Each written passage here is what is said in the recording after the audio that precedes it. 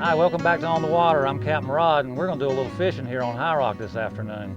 And whether you're floating a minnow for a crappie here on High Rock, or pulling pogies or ribbon fish or whatever out in the ocean for king mackerel or even billfish, if you're fishing live bait, the most important thing is the condition of that bait when you're using it. That's the most determining factor as to whether you're going to have a good day or a bad day.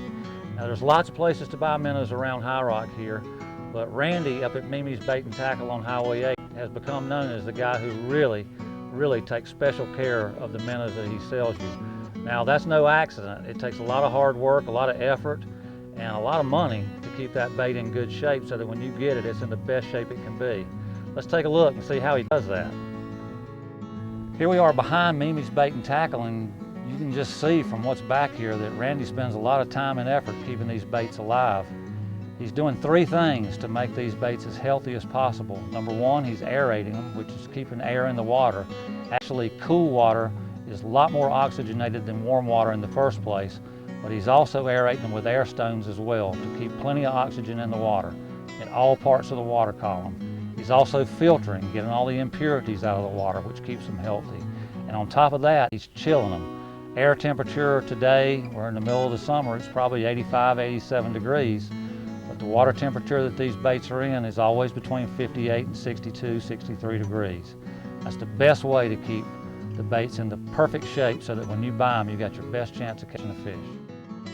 Now, like I said, when you buy these minnows, whether it be from Mimi's or wherever around the lake, you're gonna have minnows that are sitting in 60-degree water, more or less.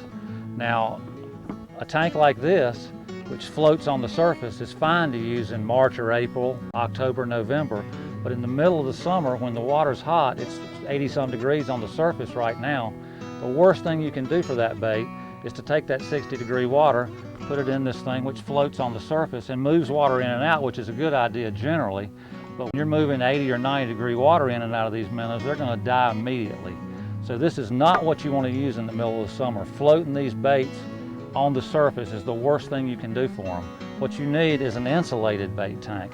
Even though this seems like a cheaper method, it's actually insulated and does a lot better job at keeping the bait alive. You want your bait in that 60-degree water until you're ready to fish it. And yeah, I know what you're thinking. When you put that one minnow on and dump him in, he's going in that same water. But the difference is, if you're fishing him 5 or 10 or 15 feet below the surface, you're fishing him in a lot cooler water than what's on the surface. Anybody who's dived into the lake here at High Rock knows that the surface temperature is 10, 15 degrees higher than the water temperature 10, 15 feet below.